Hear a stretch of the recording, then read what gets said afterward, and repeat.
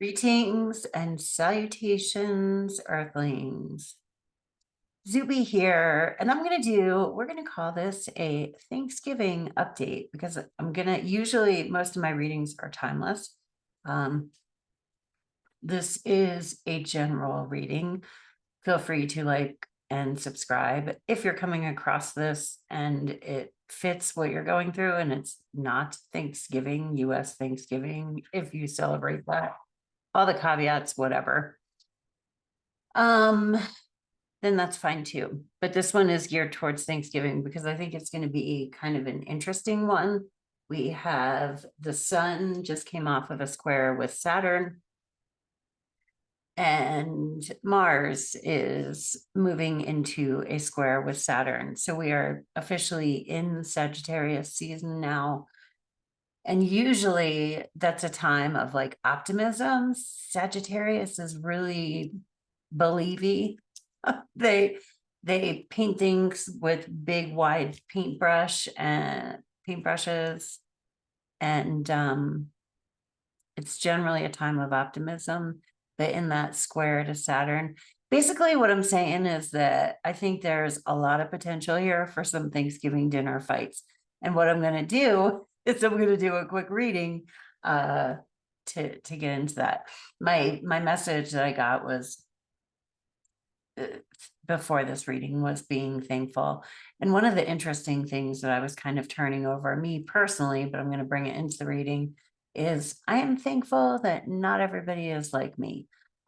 Because if we are all one, if we are all God, the universe, splintered into individual beings coming here to learn, well, thank goodness that I don't have to learn all the lessons. That's why we're all learning and being different ways. And some of the things that other people are being and learning, I don't feel like I would want to learn and be that. So I'm thankful to the people I don't necessarily agree with because they're taking on lessons that I just don't feel like taking on. So there's that happy Thanksgiving message from Zube. And I'm just going to make this oracles today because I have to get ready to go to a restaurant and eat turkey with my husband. Yay. Okay. These are silly. So there's that.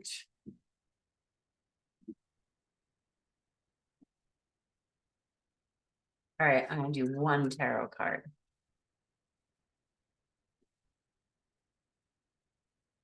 Story of my life. Look. It's a cute card. It's a snake. There we go. As I tell myself the story of what's happening in my life, I choose to make it the kind of story where even the tough parts have a sort of inner beauty. It's ultimately a happy story where every character, no matter how wicked, is doing their best. And let me tell you, it'll be worth it when I earn that Pulitzer Prize for Best Inner Monologue. That's basically what I was saying. I mean, everyone is doing their best. And I think that's what we need to account for during this holiday season. Do one tarot. And then, let's see. I'm going to pause this because there's a deck that I want to pull and I'm not quite sure where it is. All right, so here's the deck that we're going to pull. I do not use this one often at all, so it's kind of weird that it's popping up for me.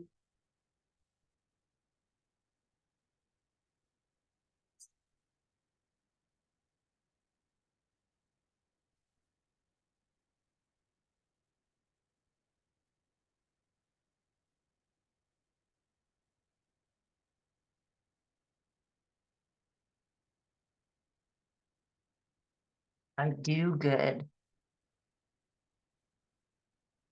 So let's see.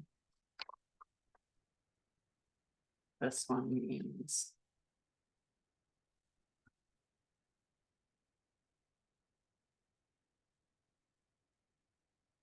This is why I don't use it very often, because it's hard to find.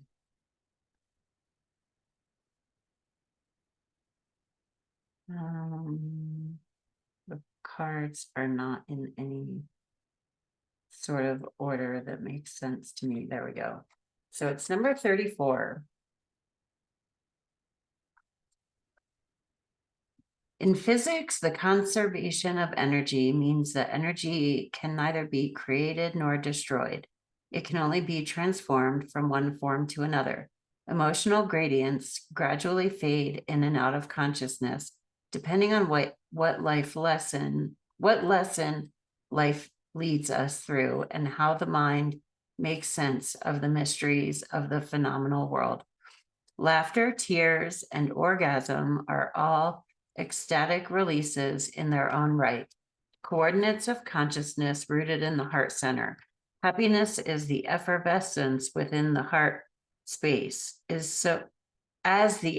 effervescence within the heart space is so special, because when life shows us contrast, sense memories remind us that although what comes up must go down, melancholia's monotony can transform if we recall the power of a smile when things appear to go south. The nebulousness of emotion and how energy is conserved can present a challenge when attempting to do good in every effort, especially if you are looking to live in alignment with this particular ideal. The nebulous notion of good is often subjective, a construct of culture and imagination, and what truly defines something as the antithesis of bad can be theorized to be the energy behind an action. As energy is something that cannot be created, but rather cultivated and transformed, we empower the invisible world by embodying heart-based emotions in our actions, reactions, choices, and connections. Good is a primary option.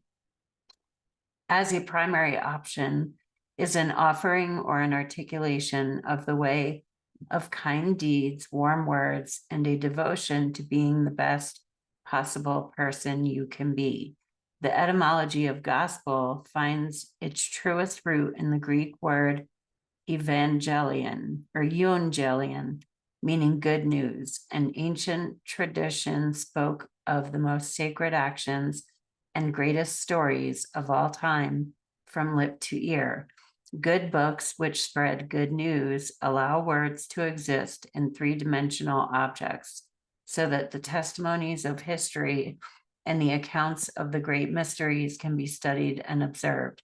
Goodness embodied allows for an existence which is history in motion, emotion expressed in the highest form, energy transformed into a testimony of a life lived in alignment with loving kindness, and a conservation of affection to cause an effect to a world in need. With every deed done, time becomes dented with dignity. Human hearts expand farther away from density, and the light of the earth shines brighter than before.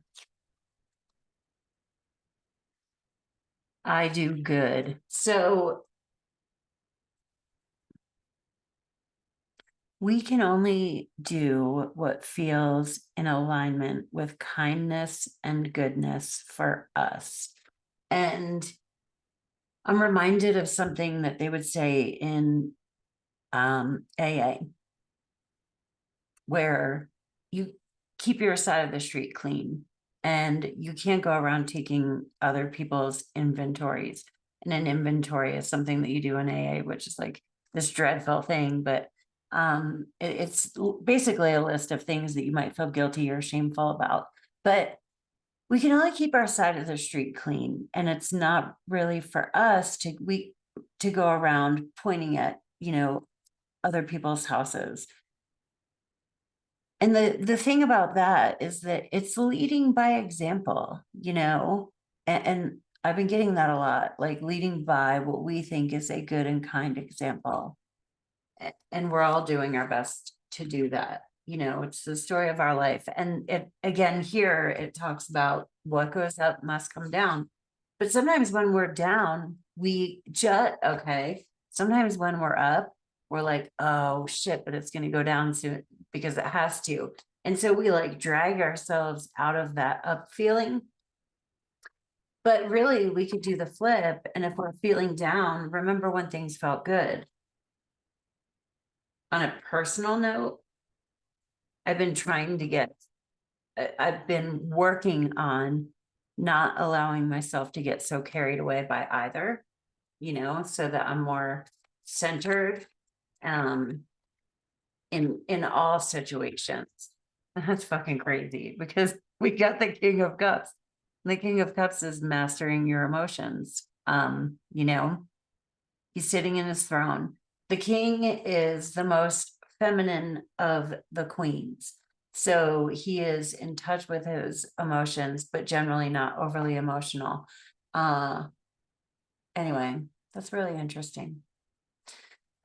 Mostly, I'm thankful for you, and I'm thankful that I have a channel to blah, blah, blah my words all over the place, because sometimes up here they just get stuck. And this is fun for me, and I'm glad and grateful it's fun for me. I'm grateful for all of the lessons I'm learning here on Earth. I hope you have a great day. And if you celebrate Thanksgiving, I hope you have a great Thanksgiving, and you remember that there are always things to be thankful for. Peace. Namaste.